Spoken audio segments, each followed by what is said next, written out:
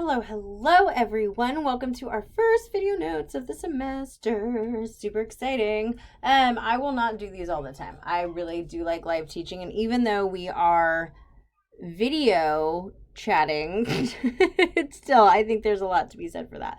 But since I'm in a meeting, which I did tell you guys about last week, I am not with you. You are in great hands with Mrs. Lloyd. However, and she is a math teacher, so if you have a question, ask her. But I'm going to teach a video lesson today. All right. These may look familiar, and in fact, I hope they do. But it's nice for us to really delve into the meaning of these and or either, and using, and or either or, so that we can really know, like, what does it look like in a Venn diagram? What does it mean? What can we pull? What information can we pull from all of this? If it's on a number line, if we're in set notation, if we're in interval notation, and so forth. Okay.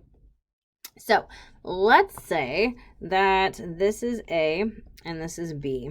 Okay. If we're talking about or, right, at least one, it's the union. If we're talking about and, it's this and that. Okay. So we would say A or B. So at least one of them. Well, that means I'm going to be A or I'm going to be B. Okay. If we are A and B, so this is A, this is B, A and B, that means it has to exist in both. So A and B. Don't judge my shading. I am on a Surface Pro. I'm on a tablet. Okay. If we were either or, okay, this one is really where the union comes in. I think not so much the or. Then I would say I am either A or B. I could be either. So we include everything. Okay, really important to understand the distinction. I'm A or B, not both. I'm A or I'm B. Boom, right? I'm A and B. So I exist in both realms, in both worlds. I am either A or B. I could be both. I could be one. Those are the three distinctions that are super important, okay? Remember, these symbols have different meanings, right?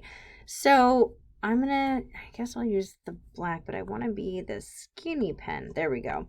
Okay, so the first thing you're going to see, this is interval note. Oh, yeah. Wow, my writing's on point. Sorry, guys. This is interval notation, okay? If it is a parenthesis set, that means it is non-inclusive. That means I don't include those values in my set, domain, range, whatever the set is, okay? That means that on a graph, I am an open circle. I don't include that value. That means for set notation, I don't have the equal to. I don't equal that. I am non-inclusive. Okay, if we are closed for interval, we are brackets. We are equal to in the set notation. We're closed on a graph. Why? Because we're inclusive. We hold that value in our set. That matters to us. We include it. We are inclusive. Okay, so some examples. What the heck does that look like? Let me show you. Oh no, wrong one. Sorry. I know, it doesn't matter. It matters to me. Okay, so if I am -2 to infinity, that means that -2, first off, okay, for interval notation, I'm in example number 1. -2 is the lowest value that I exist at, but I'm a parenthesis, so that means I am non-inclusive. And then I go to infinity. Infinity is a concept. We can't actually, I know, Buzz Lightyear lied to you, and I am sorry. But he is an idealist. He just wants to go to infinity and beyond. So let the man, spaceman, have his dreams. All right. Infinity is a concept. We can't have an infinite amount of money, although let's be real, we'd all love that. So infinity will never be inclusive. You might want to write that down. Okay. Infinity is never inclusive. So if I were to draw a number line, I'm going to start maybe at -3 and then -2 and -1 and 0 and 1. And I'm going to, at -2, be an open circle. And I'm going to extend out to infinity with an arrow because we don't want to draw out to infinity. Maybe you do. I do not. And so the arrow represents that we go off to infinity. Okay, set notation. So what this means, this is fancy. I guess I should have done that up here. Sorry, guys. I'll stay consistent. So the bracket means the set of x. Okay, we're talking about x right now. Such that. The vertical line means such that. Write that down, please. Such that. Such that -2 is less than, let's do this. Such that x is greater than -2, close set. We could have gone for the full, like up to infinity, but if we write that x is greater than -2, that's going to represent exactly what we needed it to right there. Okay. For the second example, we see that x, such that x is less than or equal to 3. So I'm going to go maybe 0, 1, 2, 3. On a number line, I ask that you have at least 3 to 4 numbers minimum. Okay, so we can see what's going on. At 3, I am a closed circle because I am less than or equal to. And if I'm less than, I'm going to the left with an arrow. Now, what does that look like in interval notation? Well, I'm going to negative infinity, not inclusive, and I'm going to 3 inclusive because I'm equal to. I'm a closed circle. Good. All right, that third example, -2 inclusive to 4. So that means the set of x such that -2 is less than or equal to x, which is less than 4, close set. A lot of vocabulary. You might be saying to yourself, she's so repetitive. Yes, because you need to hear it. We need to get comfortable with it. For this, I'm going to say -2, 0, 2, 4. I'm going to close circle at -2. I'm going to open at 4, and we meet in the middle. So looking at this, this is an and. I am between -2 and 4. I exist here. Okay, I could be a number that is between -2 and 4. For this fourth example, we're given this set notation.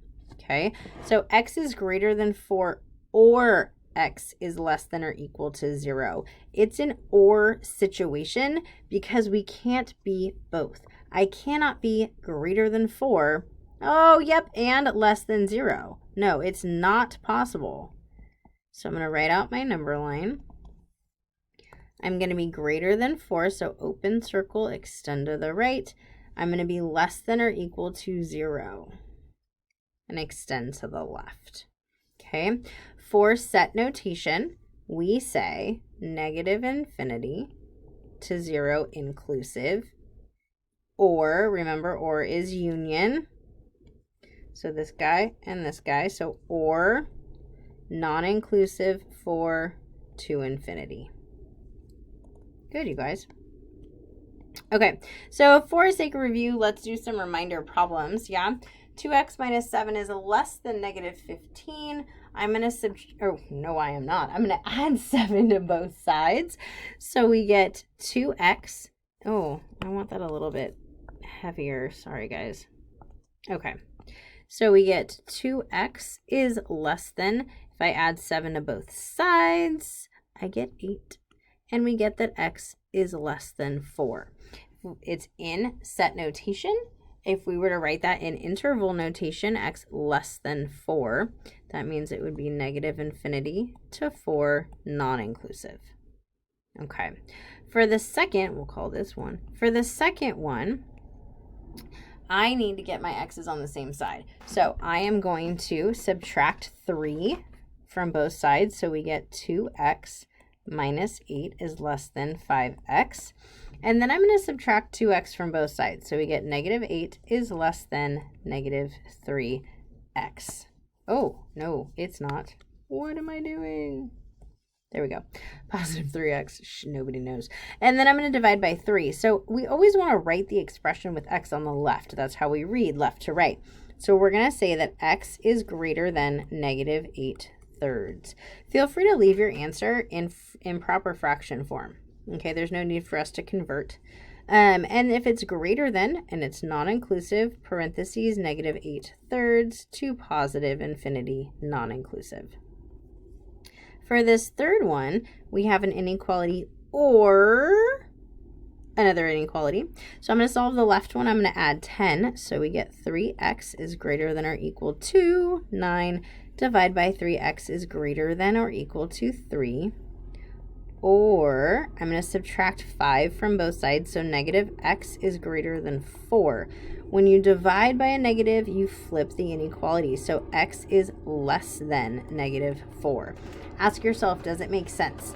Can x be greater than 3 or less than -4? The answer is yes. So when we write our answer in interval notation, we're going to start with the smaller. So x is less than, that's this guy, -4. I'm going to say -infinity to -4 non-inclusive, or 3, and it's inclusive because it's the equal to, so inclusive 3 to positive infinity. What? Okay, fourth one, here we go. This is a compound inequality because it has an inequality that's not separated by the or. It is an and situation. So I'm going to add 6 to all three pieces. So I get 4x, and the reason is because whatever you do to the inside, you do to both outside. It's one fluid mathematical sentence.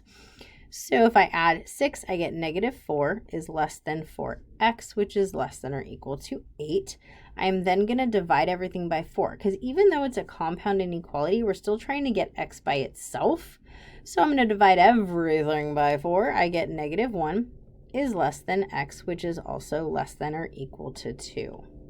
Okay, if we were to write that as, or in, pardon me, interval notation, I get non-inclusive -1 to 2 inclusive. Nice. Okay, so as we go through our notes always, I hope that you write down questions either on your note guide or on a, I don't know, if you have a notebook, ignore the aircraft if you hear that flying around my house. Or if you have a notebook for questions so that you could throw it into a discussion online, you can ask me in class. I love, love, love questions. Please do not hesitate. What I'd like for you to do is to pause this video, and I want you to try these 13. It's really not going to take you that long. Okay, fill in the missing information, but ignore the inequality column unless there's something in there to start. So we ignore that, we ignore that, we ignore that, and so forth, okay? If there's nothing in there to start, I don't want you working backwards into the inequality column. Okay, so pause the video right now. When you come back, I'm going to have you check your answers. So pause. Pause. Are you pausing? Pause it. All right. Hopefully you paused. Here are the solutions for 1 through 8. Number 8, really important. X, and then that funky E, and then the all real numbers symbol. Okay, what that means is X belongs to, that E is the funky E, right, is belongs to the set of all real numbers. That is our real number symbol. You're also more than welcome to pause at this moment if you need to. I'm going to keep scrolling.